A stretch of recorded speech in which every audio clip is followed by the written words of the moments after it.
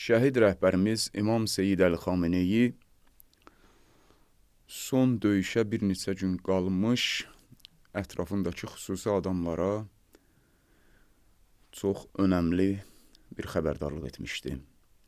Yaxında Aşurayı və Kərbəlayı bir döyüş olacaq və mütləq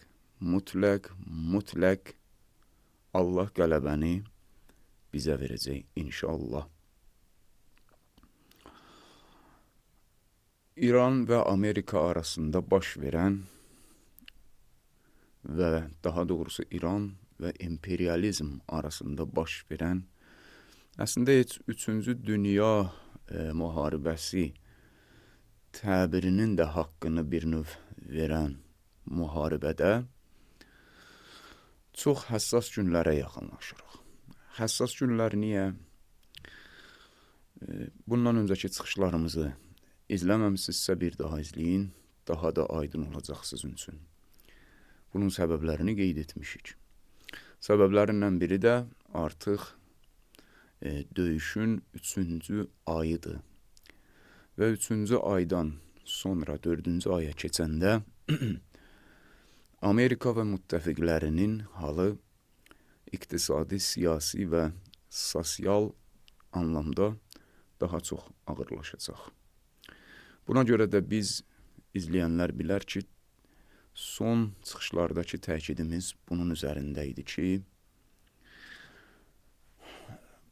döyüş baş vermə, yəni meydandakı döyüşün yenidən alovlanma ehtimalı 51% və getdikcə daha da çox olduğunu qeyd edirdik. Bunun qığılcımlarını mayın 4-dən 5-dən özü bu tərəfə görmüşük. Amerika bir şou çıxartmaq istədi. Balaca bir şou da deyildi, amma böyük şouya çox böyük cavab aldı. Amma istəyərdim bunun döyüşün yenidən alovlanmasını göstərən bir neçə faktora işarə vuraraq siz əzizlərə qısaca bəzi təhlilləri təqdim edeyim və bununla da inşallah çıxışımızı sona çatdıraq. Mən yenidən qayıdıram əvvəldə qeyd etdiyim məsələyə. Şəhid Seyyid Əli Xameneyi, İmam Xameneyi həzrətləri dəfələrlə vurğulamışıq və faktlar gətirmişik ki, istəyir qərbli ən böyük siyasətçilərdən tutun ta Putinə qədər hər kəs onun bir neçə xislətinə etiraf edib. Yəni, o xislətini etiraf edib. Əlbəttə, onlar öz materialist və maddi baxış çərçivəsində buna etiraf edib. Yəni, təcrübədən görüblər, sınayıblar, görüblər ki, bəli, belədir. Onun xislətlərindən biri yalan danışmamaq, ikincisi təkrar danışmamaq, üçüncüsü çox uzaq gələcəyi və strategiyanı hesablayaraq dəqiq görmək və dördüncüsü proqnozlarının zaman keçdikcə nöqtə atışı olaraq dəqiq reallaşmasıdır. Həmin şəhid İmam Xameneyi həzrətləri mən özüm də İranın rəsmi televiziyasında bu 40 günlük bu son döyüş başlamadan öncə baxmışdım ki, Sepahın təqaüddə olan qazi hərbiçilərindən biri Hüseyni idi, səhv eləmirəmsə, məşhurdur. Gözdən, bədəninin bir sıra hissələrindən bu insan yaralı idi və qazi idi. O özü də o toplantıda olduğunu qeyd edirdi və təkid edirdi ki, rəhbər buyurur ki, yaxında döyüş olacaq və Aşura döyüşü olacaq ki, və biz də Haqq cəbhəsi olaraq Aşurayı savaşacaq və and olsun Allaha buyurur ki, rəhbər 3 dəfə təkid etdi ki, mütləq Allah qələbəni bizə qismət edib. Bu qələbənin bizə qismət olmasını ali məqamlı rəhbərimiz həm metafiziki və ilahi qüdrəti ilə, yəni fiziki baxışların o üfüqə yetişə bilməyəcəyi bir baxışla hesablamışdı. Həm də metafiziki qüdrəti olan kəsə fiziki hesablama qüdrəti digərlərindən daha çox verilir adətən. Özü də şəhid rəhbərimiz kimi bəsirətli şəxslərə. Bu günlər bu döyüş 40 günün özündə bütün dünya bunu etiraf etdi, gördülər. Hər kəs bildi ki, sözün əsl mənasında Aşurayı döyüş baş verdi. Rəhbərimizin özü öz istəyi ilə yenə də fiziki hesablamaların fövqünə çıxaraq öz şəhadəti ilə bütün dünyanın azadlıq sevərlərinin damarlarına ilahi paç qan süzdü. Necə ki, Aşura ziyarətində biz oxuyuruq, məşhur Aşura ziyarətini oxuyanlar bilir. Əvvəlində İmam Hüseyn əleyhissalama salam verəndə Əssalamu aleykə ya Əbu Abdillah, ya ibnə Rasulillah, bunları sayırıq. Orada İmam Hüseynə xitablardan biri də ya Sarallahdır. Və ibnə Thari, salam olsun sənə ey Allahın qanı və Allahın qanının oğlu deyə təbir edirik. Şəhid rəhbərimiz də Seyyid Əli Hüseynidir. Hüseynin balalarından olaraq Hüseynin ilahi qanını daşıyırdı. Təbii olaraq fiziki hesablamalar da alt üst oldu. Amma onun həm metafiziki, həm fiziki hesablamaları dünyada artıq özünü göstərdi. İran xalqı, artıq biz burada 72 gecədir müşahidə edirik. Biz də çöllərdə İran xalqı ilə birlikdə rəhbərin qanının təsirini görürük və bugün 73-cü gün olacaq inşallah və biz burada xalq olaraq şuarımız birdir. Ali məqamlı şəhid rəhbərimizin qanı alınmayınca və Amerika və Siyonist rejim bölgədən məhv olmayınca dayanmaq yoxdur. Dediyimiz 51% və getdikcə daha da şiddətlənən artımı çoxalan keyfiyyət və kəmiyyət baxımından hadisələrin bizə göstərdiyi belə deyək aspektdən baxanda döyüş ehtimalı sözün həqiqi mənasında daha da intensivləşir və şiddətlənir. Bir sıra hadisələr bizə bunu deməyə əsas verir. Bilirsiniz ki, qırmızı donuz Trump Çinə səfər etmək istəyir. Və Amerika daxilində də diqqət edin, hər nə şou çıxartdısa və sonuncusunu Telegram kanalımızdakı şərh bölməsində və komment bölməsində linkini yerləşdiririk.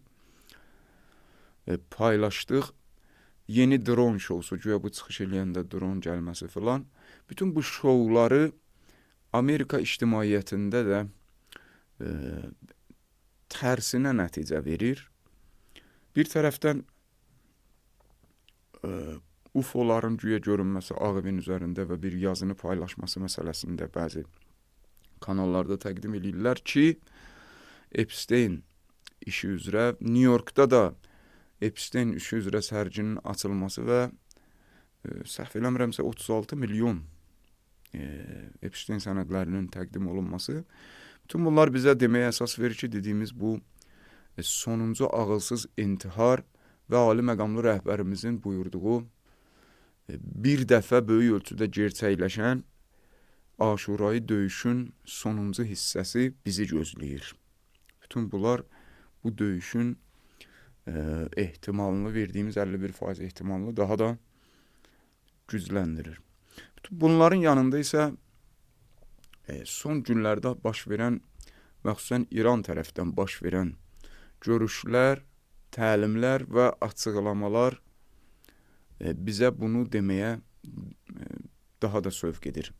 Məsələn, İran İslam Respublikasının Xarici İşlər Nazirliyinin sözcüsü cənab Bəqainin son dünənki müsahibəsində Siyonist rejimin təhdidləri ilə bağlı sual olunur və o cavabında belə bir cavab verir ki, Siyonist rejimlə bizim və onun qulbeçələri və dədəliyi olan Amerika ilə bizim hesabımız hələ tam hesab kitab etməmişik. Bunun kənarında ən mühüm hadisə, mən deyərdim, İranın bu döyüşlərini idarə edən və mərkəzli rolunu oynayan Xatəmül Ənbiya mərkəzi qərargahının baş komandanı Əbdullahiyan ya Əbdullahi yeni rəhbərimiz İmam Seyyid Müştəba Xameneyi ilə görüşür və bir sıra hesabat verir və bir sıra təlimatları rəhbərimizdən alır ki, xəbərlərə əsasən İran da rəsmi şəkildə bunun bir neçə gündür çox bunun üzərində manevr verir İran televiziyaları ki, hesabatda belə bildirir bu komandan. Rəhbərə hesabat verəndə İslam döyüşçüləri döyüş əhval-ruhiyyəsi və müdafiə və hücum hazırlığı, diqqət edin, döyüş əhval-ruhiyyəsi bu mental olaraq və motivasiya olaraq, fiziki olaraq müdafiə və hücum hazırlığı, strateji planlar Amerika Siyonist düşmənlərinin düşmənçilik hərəkətlərinə qarşı cavab vermək üçün lazım olan texnologiya, avadanlıq və silahlar baxımından yüksək səviyyədə hazırdırlar və onlar tərəfindən hər hansı bir strateji səhv, təcavüz halında onlar, yəni İran qoşunları bununla çox sürətli, intensiv və güclü şəkildə cavab verib mübarizə aparacaqlar. Diqqət edin, biz həmişə bir məsələyə çox təkid edirik. Sürprizlər məsələsi. Bu hesabat rəhbərə verilir. Ümumi bir üstörtülü hesabatdır. Avadanlıqlar, təchizat, döyüş ruhiyyəsi, döyüş gücü, taktika, strategiya, bütün bunlarda ən yüksək səviyyədədirlər deyir. Amma bütün bunların içərisində bir neçə gündür çıxışlarımızda da təkid etdiyimiz bəzi xəbərlər var ki, sürpriz ki, bu sürprizə dünənki tweetində cənab Qalibov işarə vurur. Bir neçə cümlədən ibarət tweet yazır, amma onun əsas hissəsi budur ki, biz bütün variantlara hazırıq, onlar sürprizə uğrayacaqlar. Əlbəttə, bu tweetdə təkid etdiyi məsələ budur ki, Amerikanın heç bir yolu yoxdur İran xalqının hüquqlarını tanımaqdan başqa. Yəni, Amerikanın bir yolu var, ağılı başında bir balacada qalmış olsa, o da İranın hüquqlarını tanıyıb, üzüsulu yerlə yeksan olmuş bazalarından əllərini çəkib getsinlər. Ümumiyyətlə, bölgədən çıxsınlar. Dəfələrlə də demişik, Amerikanın bölgədən, onsuz da Amerika bölgədən bu yaxında çıxmağa məcburdur inşallah. Amma ha belə, ha elə çıxsa, bəli, onun quduz iti Siyonist rejimin vəziyyəti, heç İran demirəm, müqavimətin digər qolları baxımından çox xarabdır. Və nəzərə alaq ki, Yəmən bu gün idi, səhv eləmirəmsə, əllərimiz tətikdə rəhbərimizin əmrini gözləyirik. Seyyid Bədrüddin Əl-Huseynin əmrini gözləyirik. Onlar da təbii olaraq müqavimətin mərkəzi qütbu olan İran İslam Respublikası və rəhbərliyi İmam Seyyid Müştəba Xameneyi Həzrətlərinin əmrini gözləyirlər. Bütün bunlar və kənarında diqqət eləyin. Trump getmək istəyir Çinə səfərə. Çində son, fikir verin, Trumpın səfərindən öncə Əraqçı Rusiya və Çinə səfər edir və strateji, uzun illərə söykənən strateji tərəfdaşlıqların perspektivi daha geniş şəkildə bəhs olunur və Çin daha qətiyyətli şəkildə İrandan himayət etməsini bildirir. Bu Trumpın gedişi öncəsidir. Amma mən təkcə bu təbii olaraq necə deyərlər, medialarda və kütləvi informasiya vasitələrindəki aspektdən baxmaq istəmirəm. Putinlə və Çin nazirləri və Xarici İşlər naziri ilə görüşə. Təbii olaraq arxa planda İran Huntington'un dediyi kimi düşüncə mərkəzi və Londonu əvəz edəcək bir fikir otağıdırsa bu üç qütbün arasında, bu qütbün düşüncə mərkəzi Seyyid Əli Xameneyinin cavanlaşmış versiyası Seyyid Müştəba Xameneyinin mərkəzliyi ilə idarə etdiyi fikir otağından Putinə və Çinə hansısa yol xəritələri və Rusiya və Çinin özünün də təkid etdiyi üzrə uzun müddətli strateji tərəfdaşlığı daha da gücləndirəcək və Amerikanı daha böyük çökümə uğradacaq strateji yol xəritələri hazırlanıb, mütləq verilib. Bu öz yerində. İndi bunlardan sonra Trump, bu o ərəfədədir ki, Trump Çinə səfər etmək istəyir. Düzdür, yenə bambıllığını edir, tweet vurur. Güya indi Çinin rəhbərlərinin ürəyini ələ almaq filan bəsməkan tərifləyir. Amma bunlar keçmir, bunlar qaldı daş dövründə. Amma Trump məsələ budur ki, mən bu faktları niyə sayıram? Rəhbərimizin, şəhid rəhbərimizin Aşurayı döyüş və Aşurayı döyüşün ilk hissəsindən sonra sonuncu hissəsinin qaldığı və döyüş ehtimalının çoxaldığını və bu faktları niyə sayıram ki, bu ehtimal gücləndirir? Ona görə ki, Trump bir tərəfdən də Çinə getməyə əli boş getməyəcək. Getmək istəməz. Və yaxud da Çin səfəri ərəfəsində əli boş qayıtmamaq üçün mütləq bir intihara cəhd etməsi bizim bu ehtimalımızı daha da gücləndirir. Bunun da kənarında Hizbullah lideri, Hizbullahın baş katibi Şeyx Nəim Qasım bugün çıxış elədi və bəyanat verdi. Bir çox mühüm nöqtələri var idi, amma bizim bəhsimizə aid mühüm nöqtəsi budur ki, biz qeyd eləmişik. Meydanı İsrail hərbiçiləri üçün cəhənnəmə çevirəcək. Bu haldadır ki, sözün həqiqi mənasında meydan Siyonist rejim üçün böyük bir cəhənnəmə çevrilib. 15 min artıq indiyə qədər zəmzəmə eləyirlər ki, 20-25 min arası hərbiçi boşluğu yaranıb. Deyə bilmirlər ki, cəhənnəmə vasıl olub. Çünki daxildə sözünü verdiyimiz istəyir Amerika, istəyir İsrailin daxilində son günlərdə etirazların şiddəti və hiddəti daha da çoxalır. Bu da onları son intihara cəhd etməyə sürükləyən amillərdəndir. Və bunun dediyimiz bu ehtimalın yaxınlaşdığını göstərən digər fakt ki, bu dəqiqə çəkiliş etməmişdən öncə əlimizə gələn xəbər, yenə də kanalımızda, Telegramda da bunu da paylaşdıq.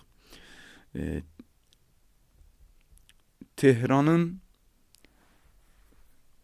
Muhammed Rasulullah sepahı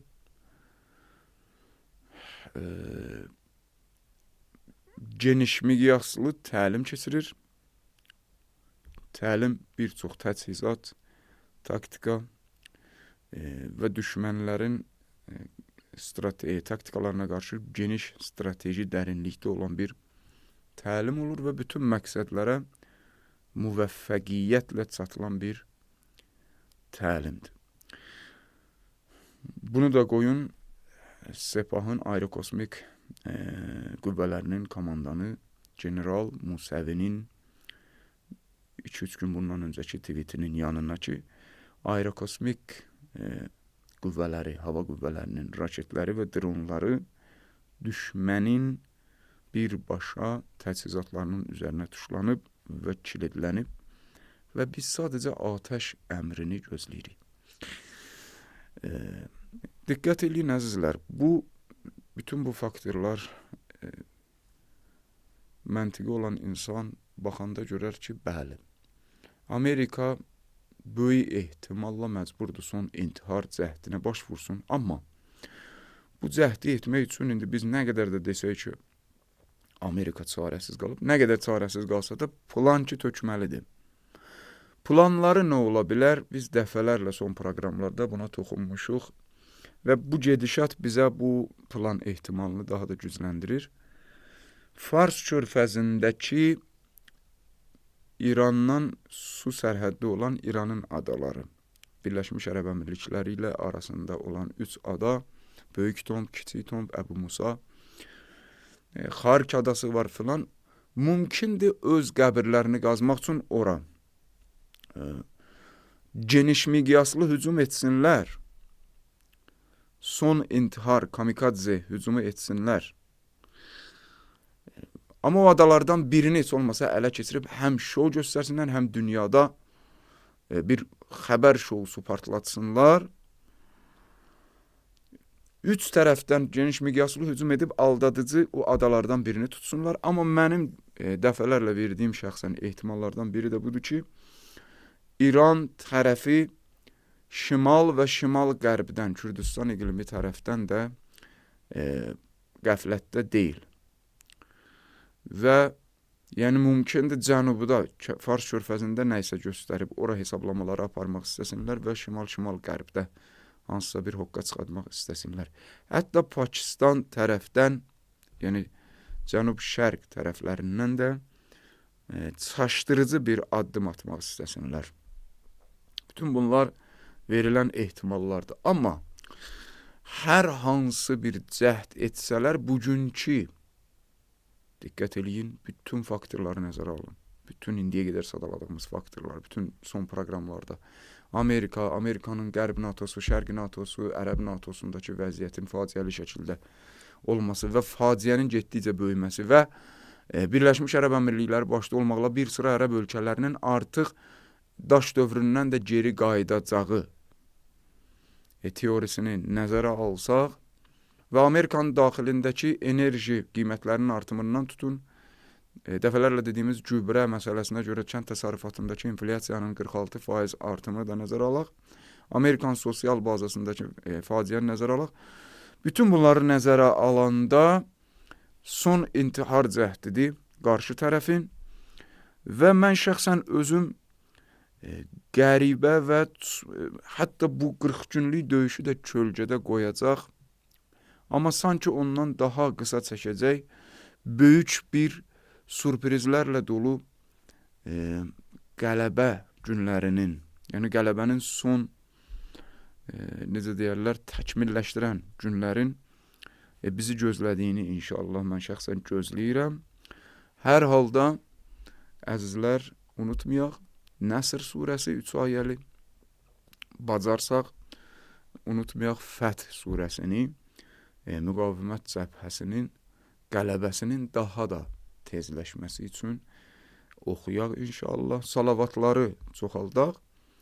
Yaxın günlər inşallah döyüş ehtimalının, yəni döyüşün meydana qayıtması ehtimalının çoxaldığını da nəzərə alsaq, böyük ehtimalla bizi şirin və artıq haqq cəbhəsinin öz haqqını Hormuz boğazı başda olmaqla bütün bölgədə təsbit edəcəyi günlərin gözlədiyini deyə bilərik.